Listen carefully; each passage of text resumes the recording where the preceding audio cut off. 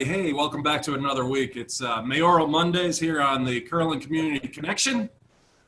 We have with us Bob Littlefield. Bob is a Vietnam veteran from the U.S. Army, 68 through 70, served in the Arizona Army National Guard, 71 through 74. Then he went on to graduate as a Sun Devil with a BS in engineering. He's actually the founder and president of a Scottsdale-based company, 40 years Scottsdale resident. Served on the council 3 terms from 2002 through 2014. Right. He is running for mayor. He's one of 5 candidates. This is Mayoral Monday. I do want to say that a little disclaimer here. Bob is not here to endorse my candidacy for District 23 House of Representatives. I am not here to endorse his candidacy. But in the time of COVID, we think it's really important to have these community conversations so people can make an informed vote. Are you ready to answer the questions, Bob? And there is no crying. I'm here. All right. I'm going to ask you a softball. First one, batter up. What makes you the most qualified to be mayor of Scottsdale? Well, so you have this situation here where the election in 2020 is like no other in the history of Scottsdale. First of all, we've got the pandemic, then we have the lockdown with all the incumbent economic disaster. We've got the now you've got riots, you've got curfews. So I think Scottsdale, this is the time when Scottsdale needs someone who's going to be mayor. Previous mayor is leaving, he's termed out. So we're going to have a new mayor in January, one way or the other. And I think that Scottsdale needs somebody who can hit the ground running and take over the reins and lead Scottsdale through this turbulent, unpleasant time. And why am I that person? Well, first of all, in the 12 years I was on the city council, I was on the economic development subcommittee, I was chairman of the budget committee, I was on the audit committee. So I have all this background in not only municipal finance, but in economic development. On top of that, I served for years as a manager for various big computer companies. Then I started my own company, Net Expert Systems, in Scottsdale, started my own successful computer company, and then sold it before I went on the city council.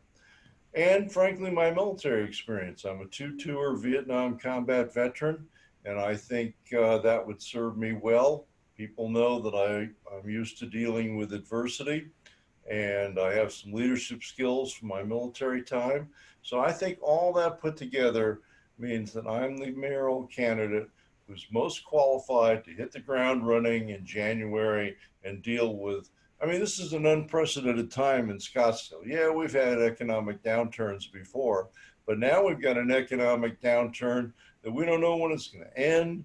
We're not 100% sure. There's all sorts of unanswered questions. Will there ever be a vaccine? Well, all this. We need somebody who's a strong leader, and I'm that person. Wow, I thought you were talking about me for a second, Bob.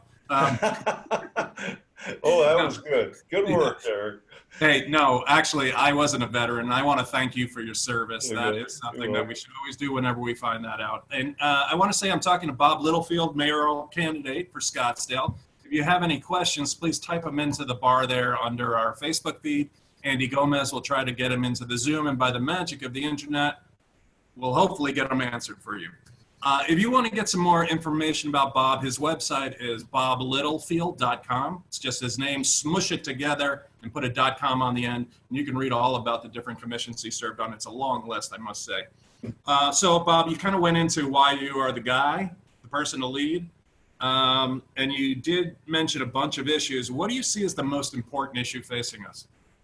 Well, in a normal election, if the pandemic hadn't happened, if we didn't have all of the upset over George Floyd, and the biggest issue would most on the surface be development. And it's a question of character appropriate development for Scottsdale. One of the hallmarks that I had when I was on the council was that I supported character development or character appropriate development. But underneath that, the issue that actually got me to run in the first place years ago and it's still the issue, and it actually ties into development, is financial. We need a city budget that's not only balanced every year, but sustainable. I have to give David Smith credit for that phrase back when he was treasurer. Loved him as treasurer. Didn't get along with him so well when he was on the council. But he always would say to us, yes, your budget is balanced technically, but it's not sustainable. And I'll give you an example of that. Earlier, well, a year ago, we had a bond election in which the staff told the city council, we need $800 million to make up for our unmet infrastructure needs. Now, the city council basically used their heads and said, well, that's never going to fly. And they, along, my wife was actually on that committee, pared that down to 300 million, and it passed. And it passed because people know we need that money, but we need more. So you have to ask yourself this question: how did an affluent city like Scottsdale get $800 million in the hole? Well, the answer is because the current city council majority, including two ladies who are running against me for mayor, have approved development that did not pay for itself. Massive developments that were not only unpopular, and I'm thinking about the Marquee and Southbridge too, but underneath, what most people don't realize is those developments didn't pay for themselves. They imposed infrastructure costs on the current residents of Scottsdale, actually the current property owners. They also imposed lifestyle costs in the sense that we have traffic that gets worse every year because we can't keep up, our traffic system can't keep up with the pace of development, although that may change now because of the pandemic. And so that needs to stop. And so it's both quality of life, special character, and finance. Okay. And speaking of what needs to stop, I know that you're running against 4 other people. And I know that some have made decisions, but I'm going to ask you to refrain from saying that others did something rather than what you're going to do. And I'll do the same with them when they come on the show. Okay, so I can do that. Great. Excellent. Thank you so much. And for those of you playing at home, do the same. So there's a lot of things in there that, have to be unpacked. Mm-hmm. But what do you think is the greatest strength of Scottsdale? Because sometimes when we go to solve problems, it comes from our strengths. What do you see as the strength of Scottsdale? Well, I think the strength of Scottsdale is the character and quality of life. If you look at Scottsdale, what differentiates Scottsdale from some place like, say Gilbert or whatever, okay? And some of that has to do with a low-scale suburban development as opposed to urban, great views, a Western character. Those things make Scottsdale special. And that's why the theme of my campaign is Keep Scottsdale Special. So that's the difference, and that makes people do 3 things. Makes them want to live here, right? A lot of people come to Scottsdale as tourists and then say, hey, this is great. The next thing that it does is it brings people in here for tourism, and that's why tourism is one of our biggest economic drivers. The other thing that most people don't realize is that Scottsdale is also a net importer of shoppers. And that's why Fashion Square is so important, but not just Fashion Square, but the quarter and all that. And that makes up a lot of our economic development because. Can I ask a clarifying question about that? A little clarifying question. When you say a net importer, does that mean like people coming from other cities around Scottsdale, not just the people out of state? No, that's exactly what it means, is people coming from other places to come here to shop. So, quality of life, character, net importer of shoppers, and of course, tourists. Now, and I should say that people have made our tourism industry obviously got hit by the pandemic and the lockdown. Ironically, though, I think one of the things that might cause that to make a bigger rebound than we might have expected is the fact that states around us are still locked down. California, Chicago, New York, that might actually encourage some more tourists to come here. Probably not up to the level that we would have hoped or that we would have had in a normal year, but that does give us a little something to look forward to. Yeah, I see it as I see it somewhat in the way that you see it, but I am hoping that it kind of we take heed of what the science is telling us now.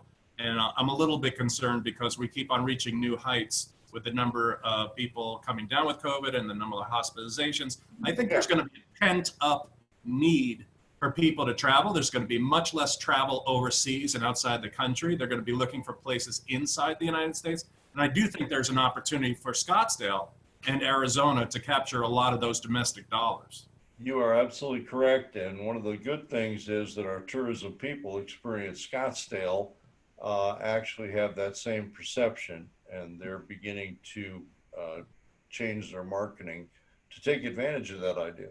Fantastic. Wow. Hey, look at me. I could get a job with Experience Scottsdale.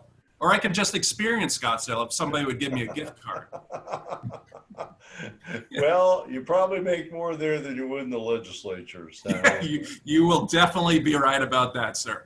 I Uh, get, I understand they just give you lunch, and then yeah, you know what? It's probably more than you would make us mayor as well. yeah, that's true too. But Okay, so we're in the same boat. We're splitting a sandwich. I have to. Hey, you know, I think a lot of people, one of the things I've also been saying is 2020, not only is it a pivotal election year, I think it's like you were absolutely right, not just in Scottsdale, but in this Yeah. district, this state, in this country. I think Oh it's yeah. going to be the most, the highest turnout that we've ever seen. I think it's going to be an all-time record. And one of the things that I'm seeing is, you know, we got this big split, right? It seems like we have these people who says it's either yes or it's either no. Everything's a binary decision. And you have these massive amounts of young people coming out and walking. I think they're going to be new voters. But tell me, how do you bring like these two divergent groups together? You're going to be mayor of the whole city. How do you work to bring consensus with such divergent camps, and especially with the ones you just talked about, the development camp? Well, I think the number one thing to do is to stick to our business. All right, is to not get involved in peripheral issues. Um, Stick to the issues that are important to Scottsdale residents and therefore to Scottsdale voters. Now, think about it for a minute. If you're talking about left right, Trump Biden, all that sort of thing, the country is very divided. And I'm guessing that Scottsdale is very divided too. But if you look at some other things, you'll see that Scottsdale is very united. All right. Bond issue passed with 70%. School district override passed with 70%. Prop 420 passed with 70%. I believe if Southbridge 2 had gone to the ballot, it would have been defeated by 70%. So I think what we're looking at is there's a lot more commonality in Scottsdale than there is at the national level and even at the state level. I think at the state level it's divided so close that you're going to find the legislature, depending on how it goes for you, each house of the legislature is going to be about one vote difference in each house Yeah. between Democrat and Republican. But in Scottsdale, I think there's a lot of truly unifying issues. And I think we can unify behind those. And I, as mayor, am making it a point to try to avoid divisive stuff that doesn't have anything to do with Scottsdale and concentrating on what the residents of Scottsdale have told us they want. And this is not some poll. This is actual elections. And so I Yeah. think that's how we unite it. So I know my detractors. Oh, Bob's very divisive, but that's not really true. I see lots of areas in which the residents of Scottsdale can be brought together. Excellent. I appreciate that because I think 2020, not only is it the worst of times, it's going to be the best of times. Because I think when we do get to that election and we do push that button or, you know, pop that ballot, I believe in my soul that people want to get back to working together for a common cause. There's been enough strife. I think that's so tiring. So Yes. I'm looking forward to working with you, Bob. Being that if you are the mayor and I'm in the legislature, how is it that I can help you at the state level, being at the city level? I know you're talking about staying in your lane and Scottsdale issues, but what do you need from the state legislature to help you? Well, the first thing we need from the state legislature is to stop mucking with us. Okay. Get the heck out. One of the problems that I have with the current people in the legislature, independent of what party they're in, is they whine and howl about the federal government interfering with the state, but then they turn around and they interfere with us. All right. So, for instance, as a number, Airbnb. Let's talk Airbnb. yeah, Airbnb is a classic case. What they did was and you can make your own decisions about how that happened or why Bob, that I'll be happened. the bad guy. I'll say what they did. It was wrong. They usurped local control back in They did. 2016. They They basically did. came in and cut the cities off at their knees and said, "You can't do anything about it." Right. And That was wrong. they've done that in the time I was on the city council. They did that with election dates and a whole bunch of other issues. I believe that in Arizona, Scottsdale is what we call a charter city. We've got a charter. Not every town in Arizona has that, but the big Scottsdale, Phoenix, Tucson, Glendale, we're a charter city. I believe that we need to resist more of this interference. But I would also like to see people elected, regardless of party, who understand this problem and say, hey, you know what? We should leave issues like Airbnb to the cities to let them sort it out. So that would be the number one thing I would look for the legislature. There are some funding issues. One of the things that really griped me a few years ago was when the state said, hey, we're going to take over sales tax collections. Yeah, Oh, and by the way, we're going to take a little cut on the way. exactly. Yeah, that was terrible. That was awful. But they were raising taxes, Bob. They were forcing you to raise taxes. Well, and what they did was they took that money, and first of all, they took a cut, which was bad enough. Second of all, we have to wait to get our money now so that we don't instead of getting it when it's businesses send it in, we have to wait a couple months. But the biggest problem is we don't get our data. For instance, one of the questions when the city council was doing their budget hearing this year was, how big a hit are we going to take on sales taxes? Well, we were a month behind in the data because we had to wait to get for it to come from the state. So yeah, that's the number one thing I would like for the legislature, whether it's Republicans or Democrats, is get off our back. Yeah, and that's the way it should be. I mean, local control shouldn't just be a statement that you put on a campaign sign or something. It should be something you live. I mean, quite frankly, Scottsdale and Safford, two very different places. They don't have to go by the same rules. Yeah. I'm talking with mayor candidate Bob Littlefield. He has been nice enough to join us here on Mayoral Mondays. If you'd like some more information about him, go to boblittlefield.com. Put your questions in the feed. We'll try to get them answered. We got a bunch of them lined up, and I'm just going to start rattling them off. All right, Bob? Okay. Okay, this goes back a little bit. I got Jennifer say, oh, back when you were talking, can you give us some developments that cost the city more than they brought in, or just an example that has already been approved and built and one that hasn't been, or one that hasn't been approved? Is there, I guess you're talking about developments that cost more than going out than coming in. Yeah. Well, there's two that were recently approved that if you look at the details, which most people see the picture of the development. They don't see that. I'll tell you, the two of them that are going to be, well, one of them that would have been a problem was South Bridge 2. If you look at that, that would have cost us a lot of money because what people don't understand, the marquee, which was approved narrowly 4-3, that will. Because think about this for a minute. When you build a huge, dense urban development like that, what has to happen? First of all, you have to have infrastructure for sewer and water. You got to have police and fire protection. You need more police, more firefighters, more equipment. You've got to do sewers, all that sort of stuff. And we don't make development pay for itself in Scottsdale. And that's a problem. Now you go ahead and look back at some of the other big stuff.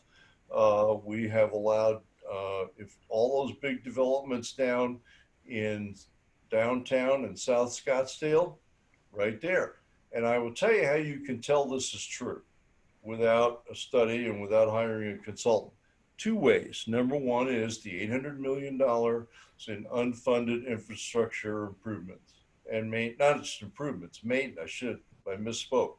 So the fact that Scottsdale was $800 million in the hole tells you right there that development does not pay for itself, it costs. The other thing you can see as you drive around, if you've lived in Scottsdale for more than a couple of years, you've seen the traffic get worse, right? Well, that's because our traffic infrastructure has not kept up with the development that we have allowed to be built. So you can see that for yourself. You don't have to take my word for it. You don't have to say, oh, Bob, how do you know that? You can see these things for yourself. And that's where, so that's the best example of why that is. All right. Well, you got another question here. Some people, people on the feed are worried about the whole COVID thing. So there's one that says, it should be, yes. Yeah. Is there a way to encourage tourism, but also balance safety of the Scottsdale citizens?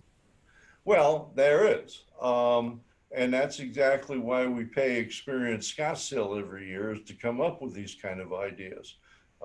They, to their credit, and by the way, I have my problems with Experience Scottsdale. I think, for instance, now that we know what their salary structure is, they really need to cut back so that the money that we are giving them, which is taxpayer money, needs to be spent more efficiently. But I'll give them credit. They have looked at what the situation is, and they're working on it with the various resorts and hotels to come up with ways where when people come here, their activities will be different. Their activities will be more, I don't want to say pandemic friendly because that sounds ridiculous, but more in line with social distancing, disinfecting of facilities, all that sort of thing. Now, it's not perfect, all right? So it's still going to be, it's not going to be like it was. I guess that's what I'm trying to say. And to some extent, but we have to do something, Bob, right? Perfect is the enemy of good. Somebody smart once said that. We have to still try to improve. When you come to a Scottsdale resort, I'll give you, for instance, here's a good one. Most people don't realize that many of the tourists who came to Scottsdale weren't here for tourism. They were here for meetings, all right? So the Dentists Association or the Chiropractors Association would hold a convention. Everybody comes here. The chiropractors go to the meetings. Very good. You'll pay for that. Anyway, so they, and then the spouses would go off on their tours of the preserve, the Jeep tour or whatever. All right. Well, there's going to be a lot less of that, right? Because more people are going to be doing what we're doing now. They're going to be Zooming. And I think that even if a vaccine were developed tomorrow or a cure, what would happen is a lot of companies are going to say, hey, we learned that we can do without a lot of these meetings. We can do a lot of this remotely, and a lot of that's going to happen, which also, by the way, dovetails into the question of office space. There's going to be less demand for office space because of that. So all of this stuff has to be sorted out. We've got to think about what it means. We've got to think about what its impact is going to be. And that's why you need somebody like me with my experience. It all comes back to you.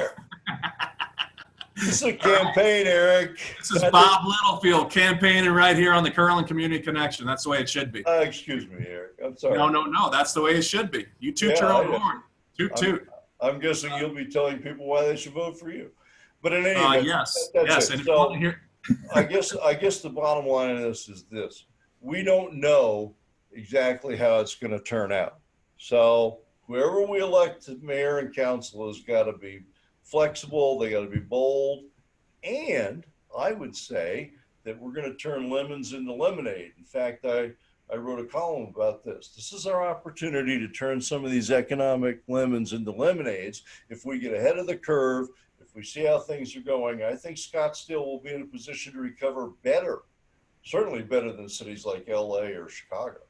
I think we've always been in a good position. I think we have everything we need right here amongst us, but we have to talk with each other and hear all kinds of divergent views so that we can come through with something that works for most everybody.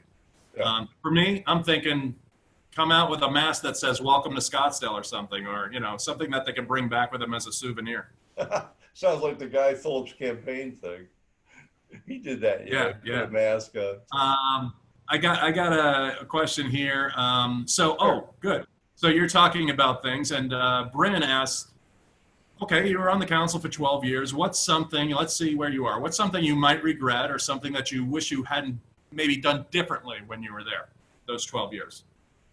Well, that's interesting because I spent 12 years mostly in the minority. I would have to say in those 12 years, it's sort of like a Democrat in the legislature, right? And Not that's one of anymore. Not anymore, my friend. yeah, well, you might be right. It's going to be interesting to see how this all turns out in November. What do But you got to lose? I think there's a couple of things. I'm trying to, I probably could have done some things better on the finance side. I think I was pretty good with development in terms of opposing toxic development. Um, I think I was killer on civil rights when we had the opportunity to do something about that. I think I did that right. There's probably two or three votes if I had to do over again that I would change, but mostly I think I stuck to my principles. One thing about the Bob Littlefield of 2020, if you look at the Bob Littlefield of 2002, you'll see that whereas the details have changed and my strategy has changed and I've evolved, I'd like to think, my basic principles are still the same. And basic principle number one is that we need to have financial stability. We need to have budgets that are not just balanced but are sustainable. And I always voted for that, and I think that's where I'm going. Okay, so I'm going to ask you this last question, then we'll play a little game here. But as you know, I spent a quarter of my life, a quarter century here in Scottsdale teaching. And I think one of the things that makes Scottsdale special is the schools that kind of revolves around increasing property values and more people want to come here and, Yeah. the whole cycle. Now, I realize that the city of Scottsdale doesn't have a direct tie-in to funding or, it's a separate council for the school board. But do you see an opportunity, if you were elected mayor, to work more closely with the school district, and what kind of would that look like? All right. Well, you're exactly right. In Arizona, and most people who come from back east find this surprising because back east in the big cities, the cities actually run the schools. Here in Scottsdale, we actually have five different school districts that have part of their service areas in Scottsdale, SUSD being obviously the biggest. Right. Let me say, first of all, that I do believe that schools are important for our economy. But I really, really think we have to focus on the quality of education more than that. Even if the schools didn't have a positive effect on our economy, we have to make sure they work because, I hate to be trite, but it's the old children are our future, right? Yeah, Now, no, it's a moral imperative. yeah. So, and well, also what most people don't realize is that in Arizona, the idea of an education as free as possible is actually enshrined in our Constitution, not enshrined in the federal Constitution, but in the Arizona State Constitution, and as I'm sure you're aware, providing an education nearly free as possible is in our state Constitution. And, that hasn't turned out like it should. So there's going to need to be You know what? there. You know how it will? I think it really is. I don't know. The words are on the tip of my tongue.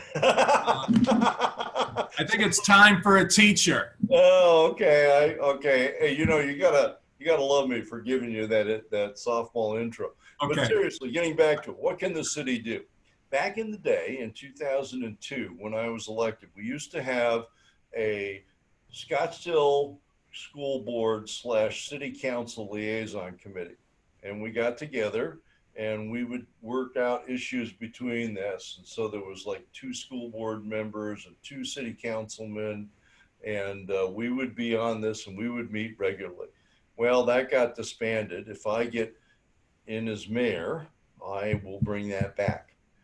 But here's an example of the kind of cooperation. One of the things I was on for 5 years was the school athletic fields committee. Back in the day, when there was having a different budget crisis, we always seem to be having some budget crisis with the schools.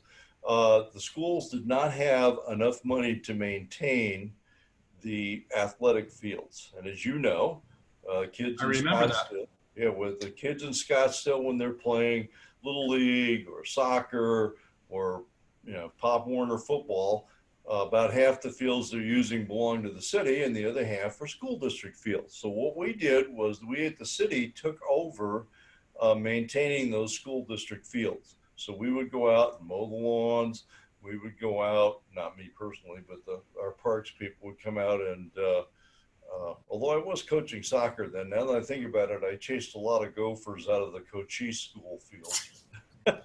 Boy, those devils were tenacious.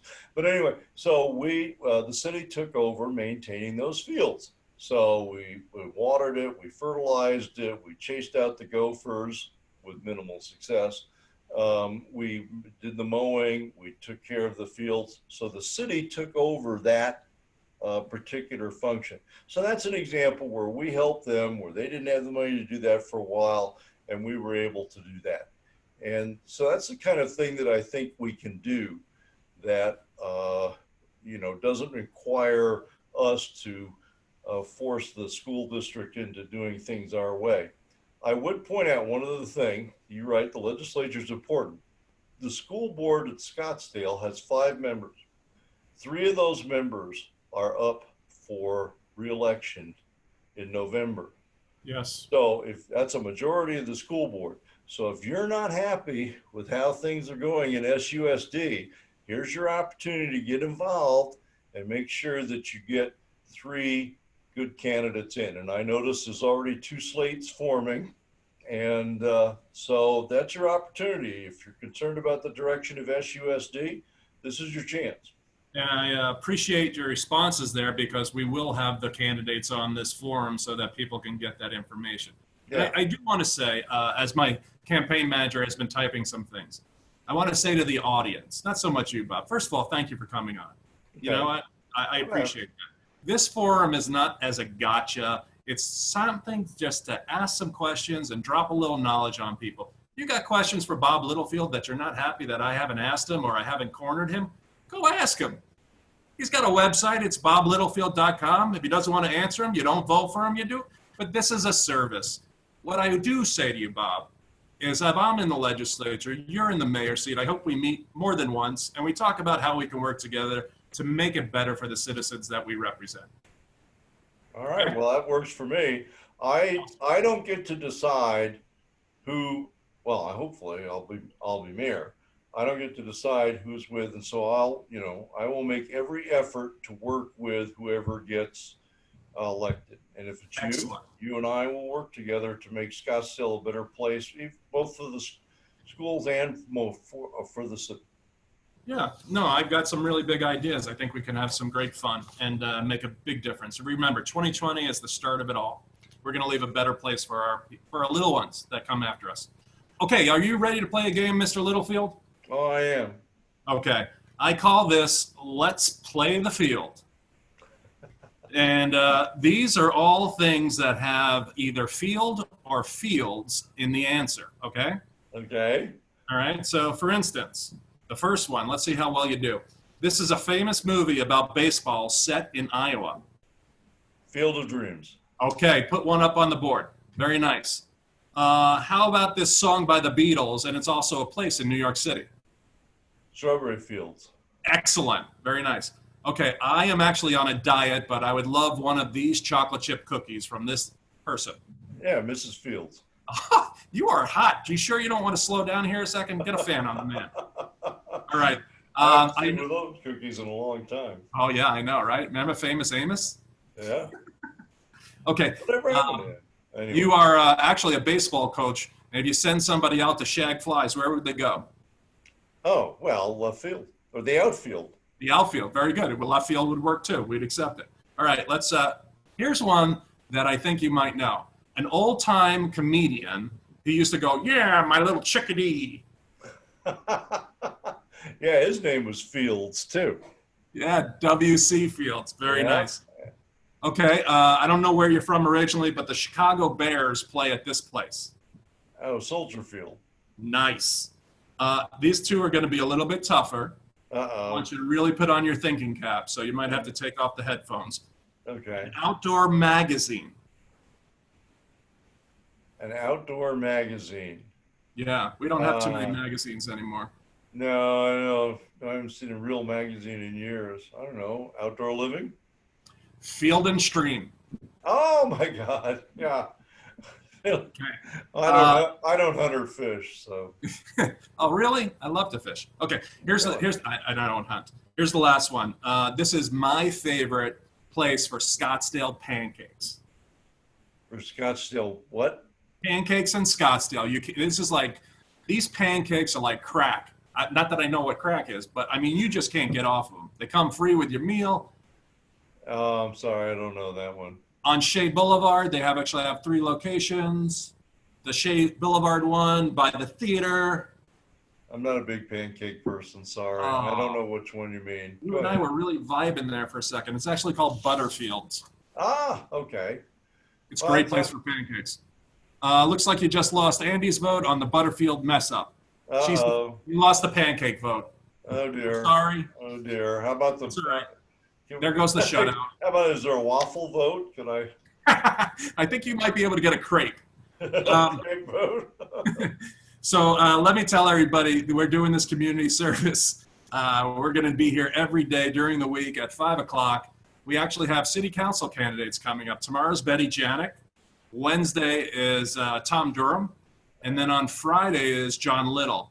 But Thursday, I'd really like you to tune in as well because we have a trauma surgeon, Kaveh Najafi, who's going to talk to us about COVID and what it's really like as the news hasn't been keeping up with it. So tune in for that every day at 5. I want to thank Bob Littlefield for joining us. Remember to do your research, get out there and vote in November, or actually the primary is in August 4th. Yeah, signs are going up 60 days before. Thanks very much, Bob. You have a great one. Thank you. Thank you for having me, Eric. Good luck. Okay. Yeah, good luck to you. Thanks very much. Okay, bye.